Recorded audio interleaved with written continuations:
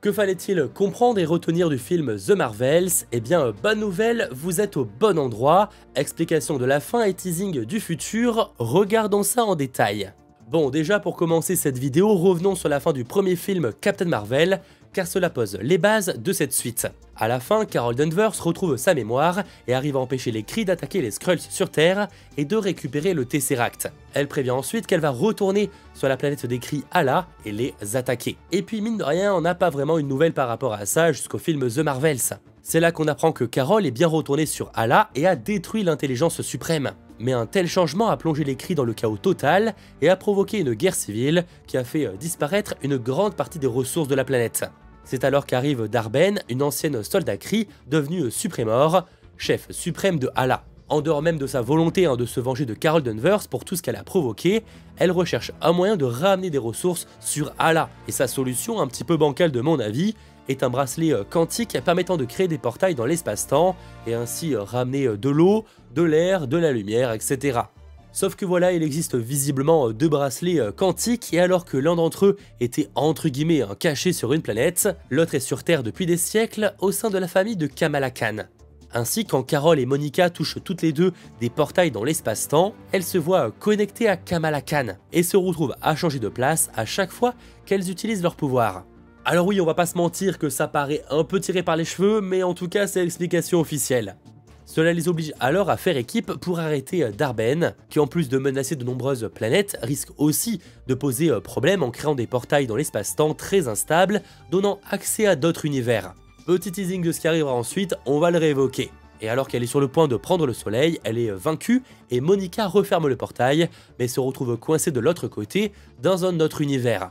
C'est lors de la seule et unique vraie scène post-crédit qu'on en apprend un peu plus sur ce qui lui est arrivé après ça. On découvre que Monica Rambeau a fini dans un laboratoire et à ses côtés, sa mère Maria Rambeau. Une présence surprenante puisqu'à dernière nouvelle, le personnage est mort des suites d'un cancer pendant le blip comme révélé dans WandaVision, mais également The Marvels. Sauf que là, elle est bien vivante et ne reconnaît pas Monica. Et pour cause, ce n'est pas sa Maria, en tout cas pas celle de l'univers principal. En effet, dans cet autre univers, Maria Rambeau est la super-héroïne Binary, l'un des autres noms portés par Captain Marvel.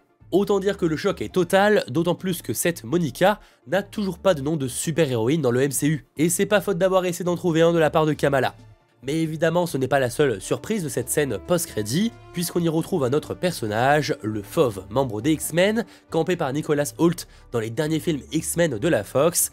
Marvel Studios a plutôt fait le choix de ramener Kelsey Grammer, qu'il a incarné dans X-Men 3 et a fait un rapide caméo dans Days of the Future Past.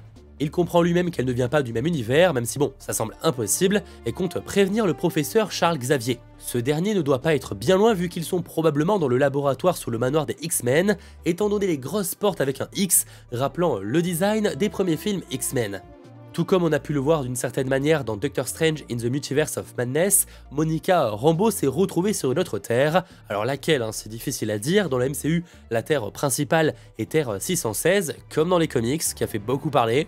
Le film présentait également Terre 838 avec les Illuminati, où l'on retrouvait notamment une Maria Rambeau en Captain Marvel. Logiquement, cette scène post-crédit prend place dans une autre Terre que Terre 838, puisque le professeur Xavier y a été tué par Wanda, tout comme Maria, même s'il est vrai que dans son cas, on pourrait tout à fait dire qu'elle a survécu à l'écrasement. Par contre, pour le professeur Xavier, il n'y a plus spécialement de doute.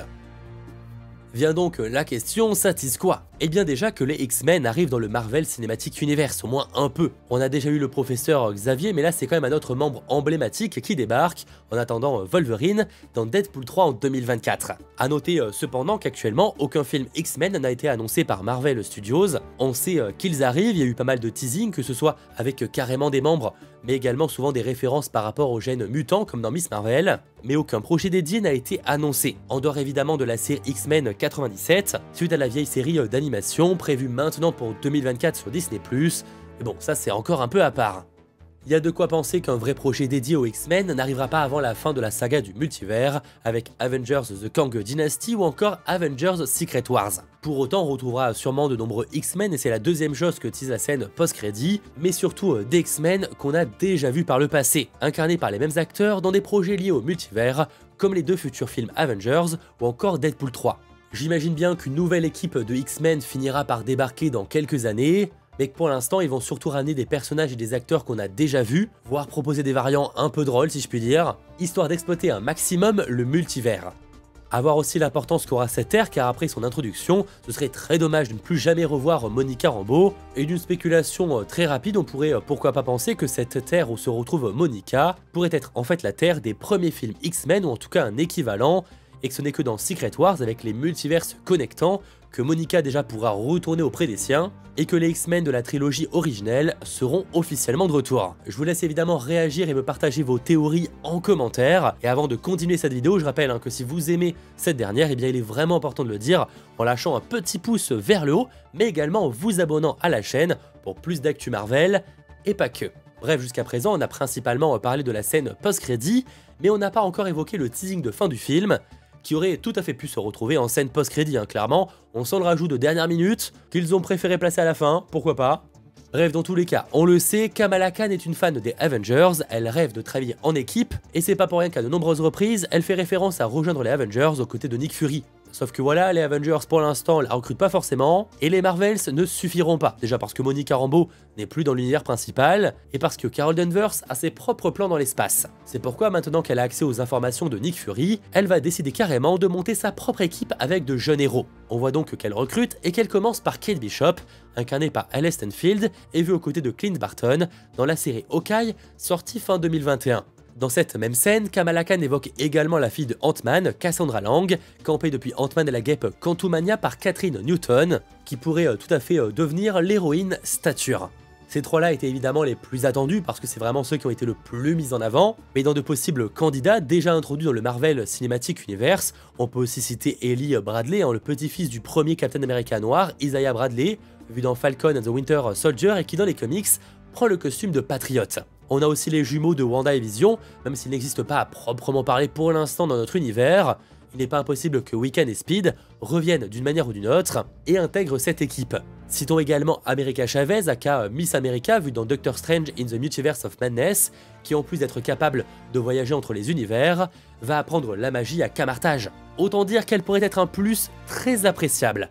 De même pour Riri Williams, aka Ironheart, découverte aux côtés du Wakanda dans Black Panther 2, et qui de nouveau aurait carrément sa place dans une équipe de jeunes héros. Tout comme, même si c'est carrément bien plus improbable, Kid Loki vu dans Loki saison 1, pourquoi pas, ou encore, et là c'est peut-être un peu plus crédible, Scar le fils de Hulk vu à la fin de She-Hulk. On ne sait pas encore le nom qu'aura cette équipe, est-ce que ce sera les Young Avengers, les champions ou même autre chose, mais comme il existe plusieurs équipes de jeunes héros dans les comics Marvel, on va dire que le choix ne manque pas. Même si là au moins on n'est plus vraiment sur la théorie, une équipe se recrute. Maintenant reste à voir où tout ça sera exploré et si un programme encore non annoncé pourrait se concentrer sur eux. Comme toujours avec Marvel depuis la phase 4, beaucoup de teasing sans trop savoir où tout ça va conduire et surtout si ça aura un réel intérêt.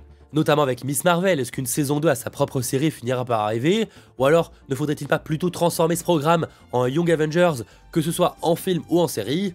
Eh bien ça, nous verrons.